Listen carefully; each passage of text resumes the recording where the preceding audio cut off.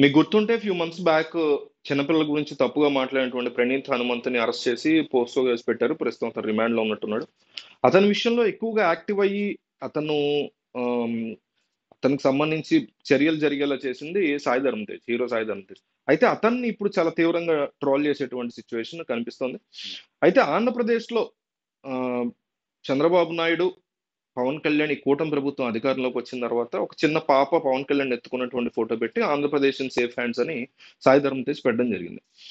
దాన్ని బేస్ చేసుకుని ఎట్లయితే ప్రణీత్ హనుమంత్ ఇష్యూ నువ్వు రియాక్ట్ అయ్యావో, మరి ఏపీ సేఫ్ హ్యాండ్స్ లో ఉందని నువ్వు చెప్పావు, ఇప్పుడు ఎందుకు మాట్లాడవు అంటూ అనేక అంశాల్లో గుడ్లవల్లేరు కావచ్చు, అంతకు ముందు జరిగినటువంటి ఒక పాప చేతపడి సంబంధించిన ఇన్సిడెంట్ కావచ్చు, మచ్చుమర్రిదేదో, అట్లాగే ఇప్పుడు ఆంధ్రప్రదేశ్ లో ఈ రోజు డిస్కషన్ లో ఉన్నటువంటి జానీ మాస్టర్ ఇష్యూ కావచ్చు ఆంధ్రప్రదేశ్ తెలంగాణలో, దీని గురించి నువ్వు ఎందుకు మాట్లాడవు?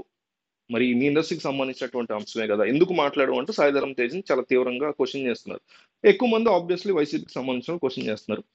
జనసేనకు సంబంధించిన వాళ్ళు డిఫెండ్ చేసుకునేటువంటి పనిలో ఉన్నారు. కార్యక్రమం ఈ కార్యక్రమాలు ఎట్లా ఉంటాయంటే వైసీపీ వాళ్ళు, టీడీపీ వాళ్ళు, జనసేన వాళ్ళు, బీజేపీ, కాంగ్రెస్, ఏ పార్టీ అయినా, టీఆర్ఎస్, ఈ కార్యక్రమాలన్నీ వీళ్ళకి ఒకటే.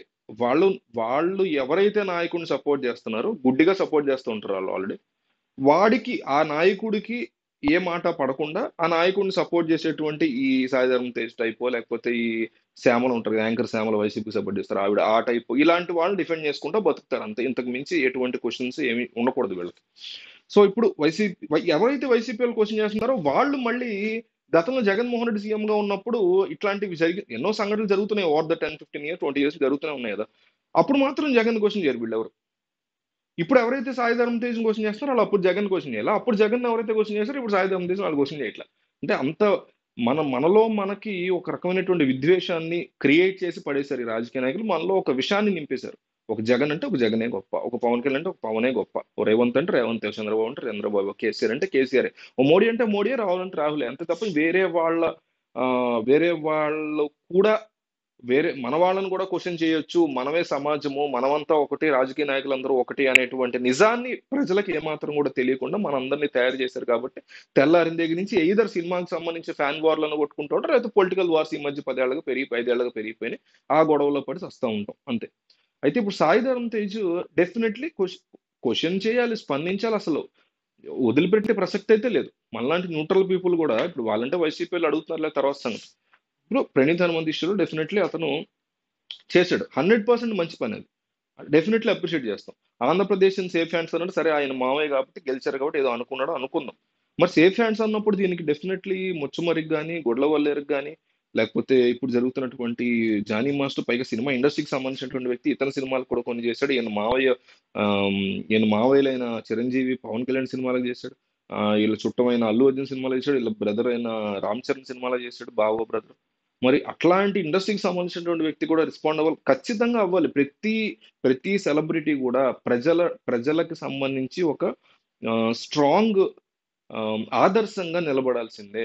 అలా నిలబడనప్పుడు డెఫినెట్లీ క్వశ్చన్ చేస్తాం. And on the other side మీరు ఆ టైప్ ఆఫ్ బిల్డప్ ఇచ్చుకున్నప్పుడు, మీరు ఇప్పుడు అతని పేరేంటి, కోన వెంకట ఉన్నాడు, జగన్మోహన్ రెడ్డికి అవసరం లేనటువంటి బిల్డప్ ఇస్తాడు ఆయన.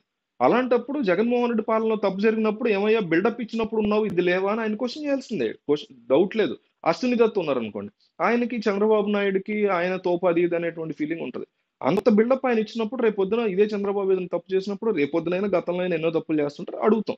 అట్లాగే Pawan Kalyan safe hands AP అన్నప్పుడు, పవన్ కళ్యాణ్ చేతిలో ఉన్నప్పుడు, మరి అదే ఏపీలో ఇట్లాంటి ఇష్యూస్ గుడ్లవల్లేరు తీసుకోండి, మచ్చుమరి తీసుకోండి, ఇలాంటి జరుగుతున్నప్పుడు ఎందుకు నువ్వు క్వశ్చన్ చేయట్లా, ఎందుకు నువ్వు మాట్లాడట్లా అని ధర్మ తేజ్నైనా ఇట్లా వీళ్ళు వాళ్ళని కాదు, సెలబ్రిటీ అనేటువంటి వ్యక్తి వన్ సైడ్ తీసుకున్నప్పుడు ఆ వ్యక్తిని ఇంకా ఎక్కువ టార్గెటెడ్ గా క్వశ్చన్ చేసేటువంటి బాధ్యత ఒక సామాన్యుడిగా మనందరికీ ఉంటది. అయితే అతిగా ట్రోల్ చేయటం, లేకపోతే అబ్యూజివ్ గా మాట్లాడడం, సాయి ధర్మ తేజ్ పట్లనండి, శ్యామల్ లాంటి వాళ్ళ పట్లనండి, అశ్విని దత్ అనండి, లేకపోతే కోన వెంకటన్, వాళ్ళ పట్ల అతిగా అంటే అబ్యూజివ్ లాంగ్వేజ్ లోనో వాళ్ళ ఇంట్లో వాళ్ళ పేర్లు తీసుకొచ్చే చేయడం అనేది డెఫినెట్లీ కండెమ్నబుల్. అట్లాంటి పనులు కాకుండా నువ్వు సేఫ్ హ్యాండ్స్ అన్నావు ఏపీలో, మరి ఏం జరుగుతుంది ఏపీలో, ఎందుకు మాట్లాడలేదు దీని గురించి అని డెఫినెట్లీ క్వశ్చన్ చేయొచ్చు. అంటే వాళ్ళు ఇంకొకసారి ఆ మాట అనడానికి ఆలోచించుకుంటారు. ఒక బాధ్యత అయినటువంటి పొజిషన్ లో నేను ఉన్నాను, కొంచెం ఆలోచించుకుని మాట్లాడాలి నేను కూడా, సరే రెస్పాండ్ అవుదాము, ఏం జరుగుతుందో బ్యాక్ ఎండ్ లో తెలుసుకుందాము మనకు తెలిసిన వాళ్ళ ద్వారా అనేటువంటి ఒక ఆ, విజ్ఞత వాళ్ళలో కలిగించేలాగా ఉండాలి తప్ప ఆ, గొర్రెల్లాగా, జగన్ గొర్రెల్లాగా ఆ, సాయి ధర్మ తేజ్కి రెస్పాండ్ అవ్వకూడదు, పవన్ కళ్యాణ్ గొర్రెల్లాగా శ్యామల ఏదో పెడితే దానికి రెస్పాండ్ అవ్వకూడదు ఆవిడకి.